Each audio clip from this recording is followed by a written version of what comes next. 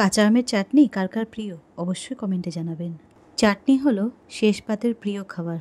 খুবই সাধারণ একটা রেসিপি, কিন্তু খেতে অসাধারণ। নমস্কার, আমার রান্নাঘরে সকলকে স্বাগত জানাই। ভিডিওটি যে যেখান থেকে দেখছেন আশা করি সবাই ভালো আছেন। কাঁচা আমের একটা টক মিষ্টি চাটনি তৈরি করেছিলাম কিছু মাস আগে।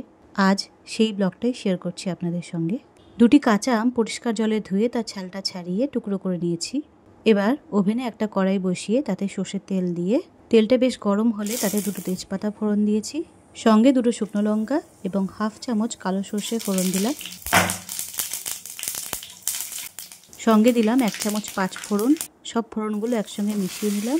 তারপর আগের থেকে ধুয়ে কেটে রাখা আমের টুকরোগুলো মিশিয়ে দিলাম।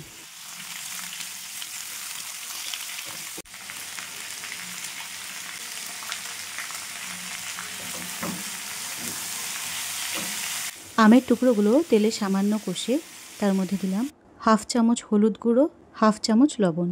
আমের টুকরোগুলোর সঙ্গে লবণ হলুদ ভালো করে মিশিয়ে জল দিয়ে দেব। তারপর ঢাকা দিয়ে কিছুক্ষণ সেদ্ধ হওয়ার জন্য রেখে দেব। ঢাকা তুলে দেখে নিলাম আমগুলো বেশ সেদ্ধ হয়ে গেছে। এবার এর মধ্যে বাতাসা মেশাবো। আমি এখানে 250 গ্রাম গুড়ের বাতাসা ব্যবহার করেছি। বাতাসার পরিবর্তে চিনিও ব্যবহার করা যায়। আমগুলো যেহেতু প্রচণ্ড টক, তাই আমি এখানে 250 গ্রাম বাতাসা ব্যবহার করেছি। যেহেতু চাটনিটা টক মিষ্টি হবে, তাই জন্য টক আর মিষ্টির ব্যালেন্সটা যেন সমান থাকে সেই বুঝে আমি বাতাসা দিয়েছি।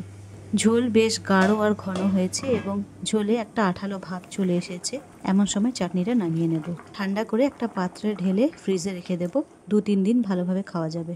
আমের টক মিষ্টি চাটনি কেমন লাগলো অবশ্যই জানাবেন কমেন্টে। চ্যানেলটাকে সাবস্ক্রাইব করে পাশে থাকবেন। অনেক ভালো থাকবেন। নমস্কার।